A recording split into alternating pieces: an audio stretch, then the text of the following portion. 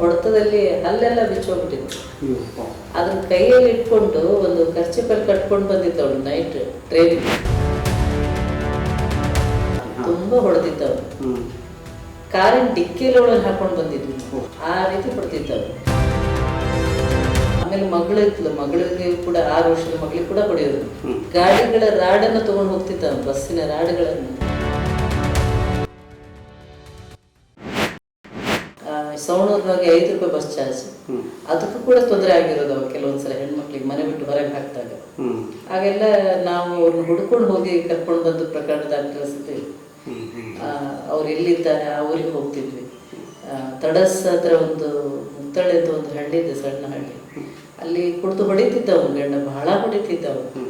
ಆಮೇಲೆ ಮಗಳಿದ್ಲು, ಮಗಳಿಗೆ ಕೂಡ 6 ವರ್ಷದ ಮಗಳಿಗೆ ಕೂಡ ಹೊಡೆಯೋದು.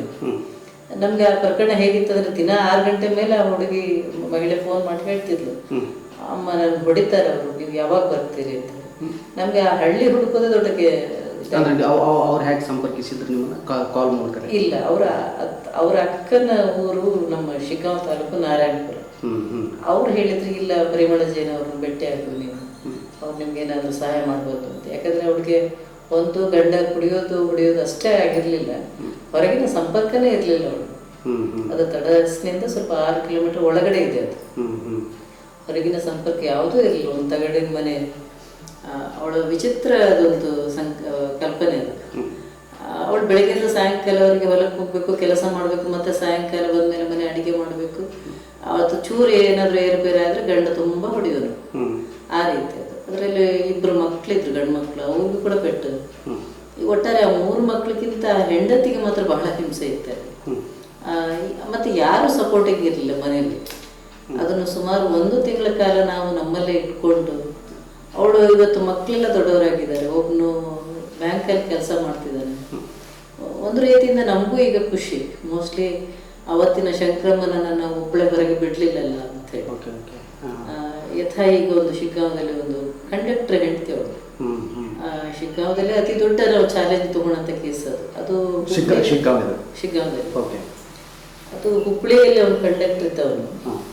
ಗಾಡಿಗಳ ರಾಡನ್ನು ತಗೊಂಡು ಹೋಗ್ತಿದ್ದ, ಬಸ್ಸಿನ ರಾಡ್ಗಳನ್ನು, ಕಬ್ಬಿಣ ರಾಡ್ಗಳನ್ನು ತಗೊಂಡೋಗಿ ಮನೆಗೆ ಇಡ್ತಿದ್ದವನು. ಗಂಡ ಹೆಂಡತಿ ಏನೇ ಒಂದು ತಪ್ಪು ಮಾಡಿದ್ರೆ ಆ ರಾಡಲ್ಲೇ ಹೊಡೆಯೋನು.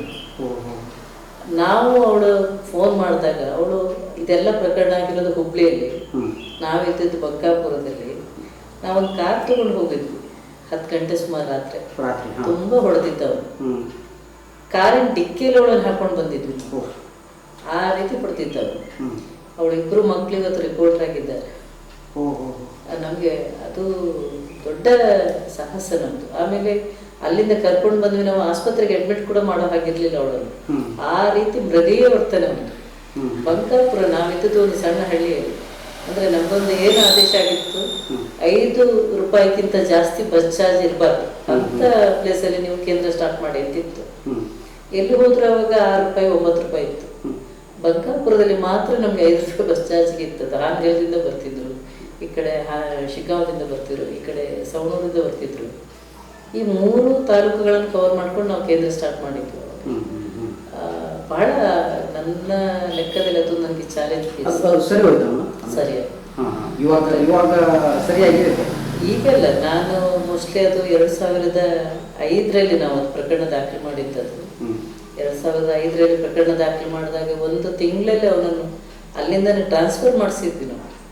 ಹುಬ್ಳಿಂದಾನೆ ಟ್ರಾನ್ಸ್ಫರ್ ಮಾಡಿಸಿದ್ವಿ. ಅವನ ಮೂಲ ವಿಜಯಪುರ ಡಿಸ್ಟ್ರಿಕ್ನವನಿದ್ದ, ಅವನ ಮೂಲ ಊರಿಗೆ ಕಳಿಸಿದ್ವಿ. ಹೆಂಡತಿಗೆ ಟಾರ್ಚರ್ ಮಾಡೋ ವಿಷಯದಲ್ಲಿ ಒಂದು ಮಹಿಳಾ ಪೊಲೀಸ್ ಸ್ಟೇಷನ್ಗೆಲ್ಲ ದೂರು ಕೊಟ್ಟು ಅವಳಿಗೆ ಟ್ರೀಟ್ಮೆಂಟ್ ಮಾಡಿಸಿ ಅವಳನ್ನು ಮನುಷ್ಯಳನ್ನಾಗಿ ಮಾಡಿ, ಮತ್ತೆ ಅವಳನ್ನು PUC ಇದ್ದವಳು. ಆಗ ಮದುವೆ ಆಗೋ ಪೂರ್ವದಲ್ಲಿ ಅವಳು PUC ಓದಿ ಬಿಟ್ಟಿದ್ಲು. ಅವಳು BA ವರೆಗೆ ಅವಳಿಗೆ ಓದಲಿಕ್ಕೆ ಹೇಳಿ ಓದಿಸಿದ್ವಿ ಅವಳಿಗೆ. ಅಂದ್ರೆ ನಾವಲ್ಲಿ ಅವಳನ್ನು ಒಂದೇ ರೀತಿಯಿಂದ ಕರ್ಕೊಂಡು ಹೋಗ್ಲಿಲ್ಲ. ಒಂದು ನಮ್ಗೆ ಏನ್ ತಲೆಯಲ್ಲಿತ್ತು, ಅವನನ್ನು ಕೆಲಸ ಬಿಡಿಸಿ ಅವಳಿಗೆ ಕೆಲಸ ಕೊಡಿಸ್ಬೇಕಾಗಿತ್ತು. ಅದು ಜಿಲ್ಲಾವಾರು ಒಂದು ತೊಂದರೆ ಬಂತು ನಮ್ಗೆ. ಅವಳು ಇರೋದು ವಿಜಯಪುರ ಡಿಸ್ಟ್ರಿಕ್ ಅಲ್ಲಿ, ಹುಬ್ಳಿಯಲ್ಲಿ ಕೆಲಸ ಮಾಡ್ತಾ ಇದ್ದಾನೆ, ಯಾವುದೇ ರೀತಿ ಪ್ರಯೋಜನ ಆಗೋದಿಲ್ಲಮ್ಮ ನಿಮ್ಗೆ. ಅದರಲ್ಲಿ KSRTC ಅಂದ್ರೆ ಸಿಕ್ಕಾಪಟ್ಟೆ ರೂಲ್ಸು ಅಂತ ಹೇಳಿ. ಈಗ ಒಂದು SHG ಮ್ಯಾನೇಜಿಂಗ್ ಆಗಿ ಕೆಲಸ ಮಾಡ್ತಿದ್ದಾಳೆ. ಯಾವಾಗ ಸಿಕ್ಕಿರ್ತಾರೆ ಅಥವಾ ನಿಮ್ಮ ಟಚ್ ಅಲ್ಲಿ ಇರ್ತಾರೆ? ಕಾಯಂ ಟಚ್ ಅಲ್ಲಿ ಇರ್ತಾರೆ. ಏನ್ ಹೇಳ್ತಾರೆ? ಅಲ್ಲ, ನಾವು ನಡೆದು ಬಂದ ದಾರಿನ ನೋಡ್ತಾ ಇದ್ರೆ ಮೋಸ್ಟ್ಲಿ ನಮ್ಗಳಿಗೆ ಯಾವ್ದು ಕೆಲವು ನೆನಪಿರಲ್ಲ, ಆದ್ರೆ ಅವ್ರುಗಳೇ ಹೇಳ್ತಾರೆ, ಅಮ್ಮ ನಾವು ಅವತ್ತು ಬಂದು ಹೋಗಿದ್ವಲ್ಲ, ಈಗ ಭಾಳ ಆರಾಮಿದ್ವಿ ಅಂತೇಳಿ.